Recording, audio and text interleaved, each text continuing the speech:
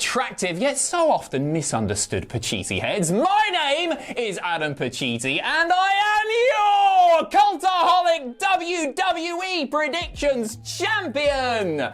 After 69 nice hours inside Hell in a Smell, I finally managed to escape. No thanks to horrible little John Kramer here, but I managed to get out. And before we even start the Backlash predictions video, I just wanted to say a massive thank you to everybody who watched the...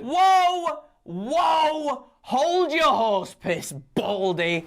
I've got more bones to pick with this lot watching at home than KFC cartilage they've got to dislodge from their teeth every 10 minutes. So if the seatbelt can stretch that far, strap in, you morbidly obese munters, because for 6 years my humble, strong hair follicled self has been working right here at Cultaholic. And for 5 of those 6 years, I've selflessly graced your screens as a means to make your lives exponentially better.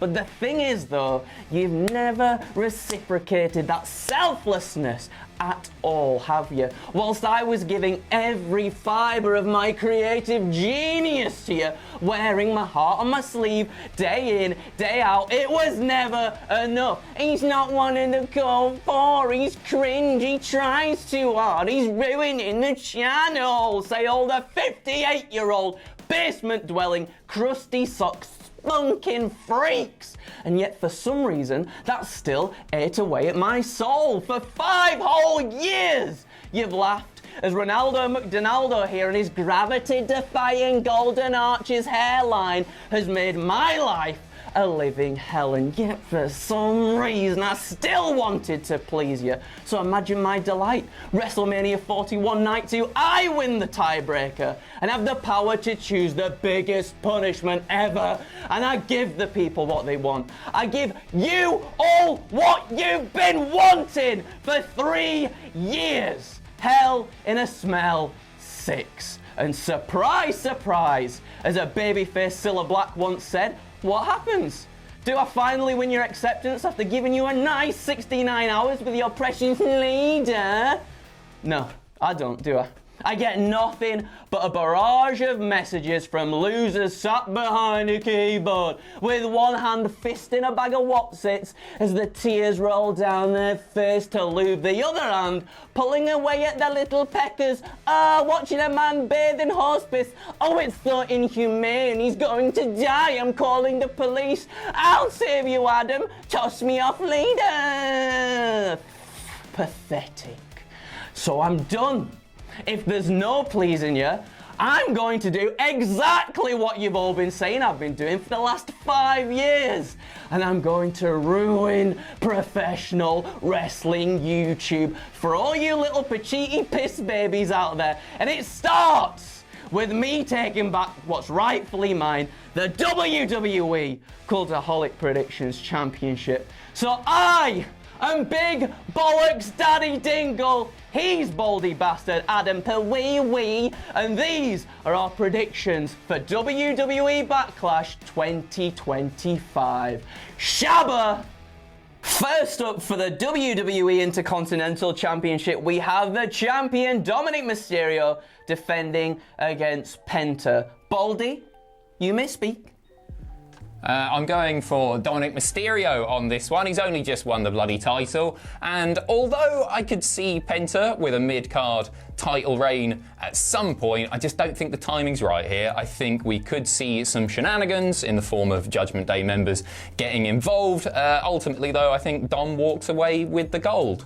I think you're very, very clever, and you must have stolen that from me because I'm also clever. I'm going for Dominik Mysterio to retain the championship too. I think it'd be daft. He's getting like such a big reaction from fans now as well. Maybe not quite the reaction that WWE themselves were thinking they might have gotten at WrestleMania 41, but I think they really want to push that. It's a shame that it comes at the expense of Penta because it feels like maybe he should be the one to get the championship. However, I think we're onto something special with Dom, and whether that is interference from the Judgment Day, maybe even Roxanne Perez, because she was talking to Finn Balor backstage. Who knows what could go on there? Maybe there's a divide between Liv and Roxanne Perez and Dominik Mysterio and everybody. Who knows? But I do ultimately think that Dominik Mysterio is keeping that championship. Next up, Shut up, Egg. It's my go. Next up, for the United States Championship, we have the champion Jacob Fatu defending in a fatal four-way against Damian Priest, Drew McIntyre, and LA Knight. Yeah! Who are you going for and why? Speak. I'm going for Jacob Fatu here, but it's a little bit more complicated because you've got like 3 top stars in there with him, and obviously he doesn't have to eat the pin, so they can protect him, keep the belt on Jacob Fatu. But ultimately, I'm just repeating what I said in the last prediction here, it's too early, isn't it? You don't want to take the belt off of Jacob Fatu. You want to build that dissension between him and Solo Sikoa. Solo becomes increasingly jealous, and then you get a singles feud there. So yeah, I'm going for Jacob to retain, and he is going to pin, out of all of them, Damian Priest. Why not? Who you got and why? Oh, I'm also going to go for Jacob Fatu as well because exactly the same reason as you said as well. I don't think he's dropping the title anytime soon. I think you're right. Continue that dissension between him and Solo Sikoa. Could Solo cost him? I think he might do eventually down the line, but not here on this evening. As for all the people getting pinned, I would probably say Damian Priest as well. But hey, I'll tell you something. I think this is the match I'm most looking forward to throughout the evening. Me too, as far as in-ring action goes. Up. Next one. Next up, it's bound to be a slobber knocker for the ages, everybody. We've got Pat McAfee going up against the ring general Gunther. Adam, who have you got in this one?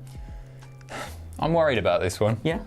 I think Ross made an excellent pitch in the pitches video where Goldberg, who has his retirement match at some point this summer and obviously has a little bit of beef with Gunther, comes in and costs Gunther the match. And then Pat McAfee holds a win over Der Ring General Gunther. And I actually think that might happen. But I've got to go with my head here and hope that you're also picking Gunther because that is exactly who I'm choosing for this one. I'm going for Gunther because he's Gunther and he is one of the finest professional wrestlers in WWE, and Pat McAfee is not that. So I'm going for Gunther here, but this honestly, it could go either way. I'm going Gunther. Who you got? I'm going Gunther as well. Thank the Lord. Okay, that's fine. You've made some really compelling points there, and the thing that's swaying me towards Gunther is, I mean, he's Gunther of all things, but like the promo that he cut on Raw this past Monday was phenomenal, and I think I really want to see him get back to that killer, just the guy who just gets in there. I say the mat is sacred. I feel like he might go down like this route that's just a little bit more vicious than he usually is. So he should. And so he should, exactly. And that's why he should not let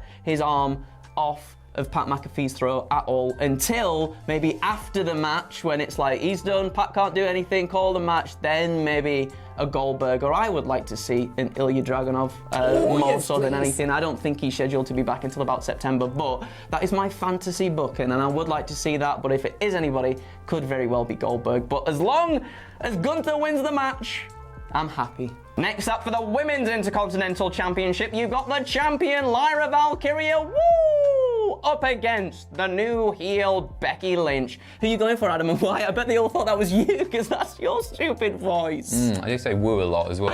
I'm going for Becky Lynch on this one. She has just turned heel, and it's the same thing with like the Cena heel turn, right? Yeah. Big World Championship match, and you don't want to cut her legs out straight away and have her lose. So I think she picks up. Ultimately, I think the goal of this is to put Lyra over, to get Lyra to a similar position on the card as Becky Lynch. I think that's Becky's end goal with this, is to make Lyra look good. Yeah. But given the fact that she's literally just turned heel, I don't think this is going to be Lyra's night. So I expect Becky Lynch to walk away. However, there's the interesting component of one Bayley who might get involved here.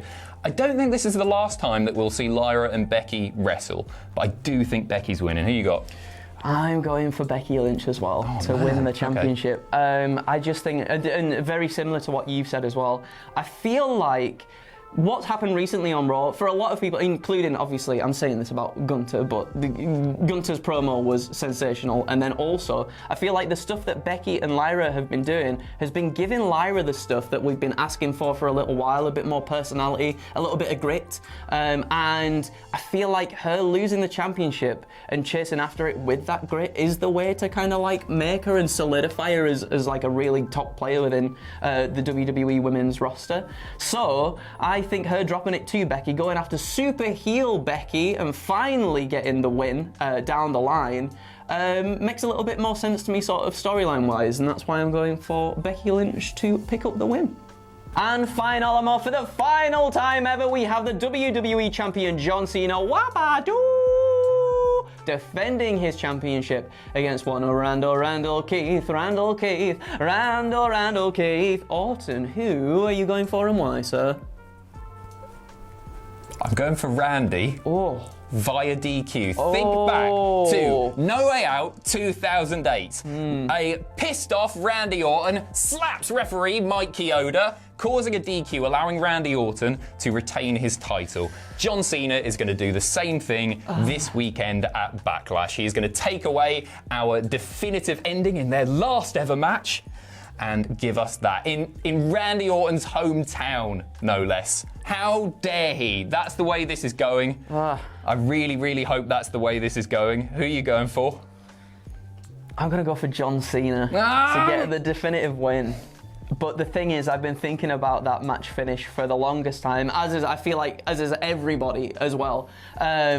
However, maybe you're right in terms of like in Cena's mind, that's what he wants to do because that's what he's been saying he wants to do in terms of ruining everything for everybody. Take it away from Randy Orton in St. Louis of all places, and I could see that happening. However, because we've all kind of been thinking this way for a little while, I feel like WWE might want to pivot and subvert expectations, whether John goes for the slap but someone stops his hand from actually reaching the referee, and we get a little bit more of a back and forth. I think John, by hook or by crook, gets the win, tries to do something dastardly to Randy afterwards, and maybe that's where we get like the return of Cody Rhodes or something to send the crowd home happy at least anyway. No, send them home miserable. Well, that would be nice as well, because you certainly don't deserve it, do you, watching at home? But yes, ultimately, I think it's going to be John Cena who gets the win. Listen, as promised on the Hell in a Smell live stream, I said that we would do a punishment for this one because you were so horrible to me. I was in there for 69 hours, so I figure the loser has to be the winner's assistant for 69 days. 69 days of you doing whatever I fancy. All right. Should I win? All right. Or the other way around? I'm happy with that. You happy with that? I'm happy with that. Listen, everyone, thanks so much for watching. Really do appreciate you. Once again, thank you very, very much for watching the Hell in a Smell live stream. I'd like to say it was a pleasure, but it very much wasn't a pleasure. I am still your Cultaholic WWE Predictions Champion. Andrew, anything you want to say? Yep, you best get going because your KFC's knocking at the door, you fatties. Bye! Ugly. All of them.